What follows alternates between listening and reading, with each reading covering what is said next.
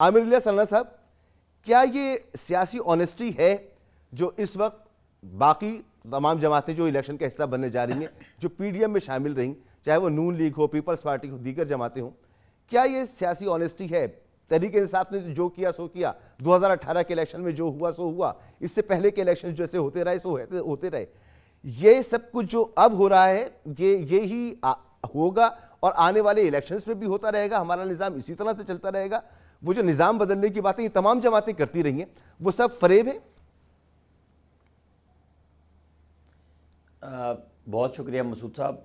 Issue ये है कि हमारे यहाँ जैसे इलेक्शन माजी में होते रहे, 2024 में मैं कोई इनकलाब आते नहीं देख रहा कि दूसरा कोई और सिस्टम होगा और इलेक्शन किसी और तरीके से हो जाएंगे। आपने अभी कहा कि आप कहते रहे 2018 में जो बुरा हुआ, बिल्कुल ठीक किया आपने, और हम भी यही कहते रहे। क्या आपके और मेरे कहने से वो ठीक हो गया था या किसी के भी कहने से? तो जो मामलात जिस हद तक तय किए गए थे वो उसी तरह ही हुए, और पीएमएलएन जीत भी गई, तो फिर भी पंजाब में उन्हें कोई हुकूमत बनाने के लिए आगे नहीं निकलने दिया गया, बल्कि आज़ाद अरकान जहाज़ में भर भर के, वही जिनके खिलाफ आजकल बोल रहे हैं तरीन साहब, अलीम खान, ये सब लेके पीटीआई के अंदर शामिल कराते रहे और हुकूमतें बना दी गई। बिल्कुल असूली, इखलाकी, आइनी, कानूनी तौर पे मैं आपसे मुत्तफ़िक हूँ। हम सब का ये मुतालबा होना चाहिए कि इलेक्शन शफाफ हों और सबको इसका हक़ मिले। लेकिन क्या मोहतरमा बेनज़ीर भुट्टो, जिनकी शहादत का भी जिक्र हो रहा था, क्या आसिफ अली जरदारी, क्या नवाज शरीफ, इन सब ने जब इनको हुकूमतों से निकाला गया तो इन्होंने वो कुछ किया जो 9 मई को हुआ? कि क्या ये असम्बलियों से बाहर चले गए? क्या इन्होंने अवामुन नास को अपने ही इदारों पे चढ़ाया? नहीं हुआ ना ऐसा। अब 9 मई एक ऐसा काम है, जिस तरह अभी अली साहब जिक्र भी कर रहे थे कि देखें, जब बेनज़ीर भुट्टो साहिबा की असैसिनेशन होती है, एक रिएक्शन पब्लिक का आता है, और फिर जो उनके लीडर बनते हैं, यानी आसिफ अली जरदारी, वो पाकिस्तान खप्पे की बात करते हैं, उस रिएक्शन को रोकते हैं, वो थमता है।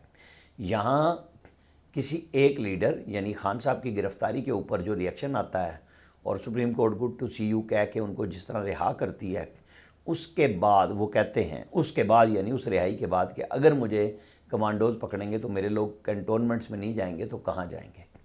और आज तक अगर उनका रवैया वही है कि मैं ना मानूँ और मेरी जो मर्ज़ी है मुझसे उस तरह बात की जाए, तो नहीं बात हो रही।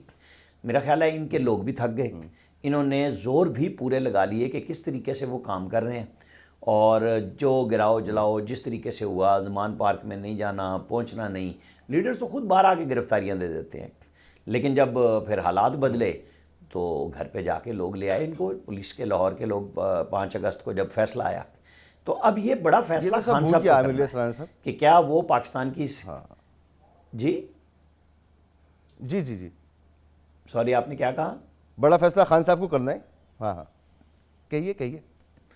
हाँ, मैं ये कह रहा हूँ कि उन्हें ये फैसला करना है कि पाकिस्तान की सियासी जमातों के साथ उन्हें बातचीत के लिए रास्ता बनाना है, या वो इस्टेब्लिशमेंट का इंतज़ार करेंगे कि वो आए और उनके पाँव में पड़ जाए और कहें मेहरबानी करें खान साहब, आपने तो इस मुल्क में दूध शहद की नहरें बहा दी थी, दोबारा बहाएं, हम भूखे मर गए हैं, प्यासे मर गए हैं, आपने तो IMF के साथ मुआहिदा भी कामयाब कर दिया था और आपके बगैर IMF हमसे बात नहीं कर रहा।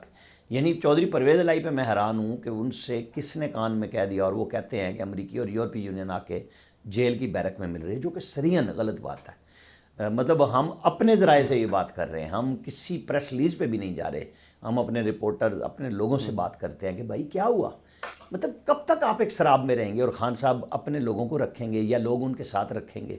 होना ये चाहिए। फिर यहाँ पे सवाल एक आ जाता है, मसूद साहब आप भी करेंगे, कि जनाब फिर वो कौन लोग होंगे, वो क़यादत वो कहाँ गई? ये सारे यहीं छुपे हुए हैं ना पाकिस्तान से। अब देखें ना, उमर अयूब, अल्लाह ताला उनके वालिद साहब को बख्शे, हमारी बड़ी अच्छी याद अल्लाह थी उनके साथ, गौर अयूब खान साहब के साथ, वो हुए, वो आए और वो चले गए।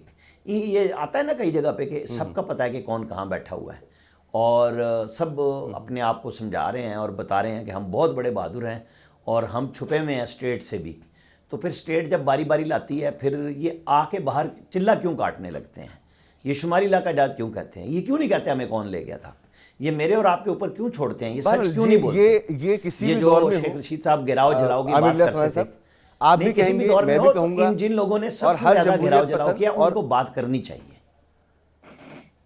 सर, जो जिन लोगों ने किया और जो कुछ किया, मुल्क में एक निज़ाम, एक कानून है, उस पर अमल होना चाहिए, लोगों की गिरफ्तारी होनी चाहिए, डालनी चाहिए, ड्यू प्रोसेस से गुजरना चाहिए, अदालतों में पेश होना चाहिए, मुकदमात होने चाहिए, साबित हो उनको भले से लटका देना चाहिए। लेकिन लोगों का गायब हो जाना, लापता हो जाना, अरसे तक लापता हो जाना, मिलना ही नहीं, पता ही नहीं कि वो बंदा रूपोश है या किसी की तहवील में है, कुछ लोग सही मिलते हैं, कुछ लोगों के साथ न जाने क्या कुछ हो जाता है, तो ये सब कुछ भी तो ख़त्म होना चाहिए।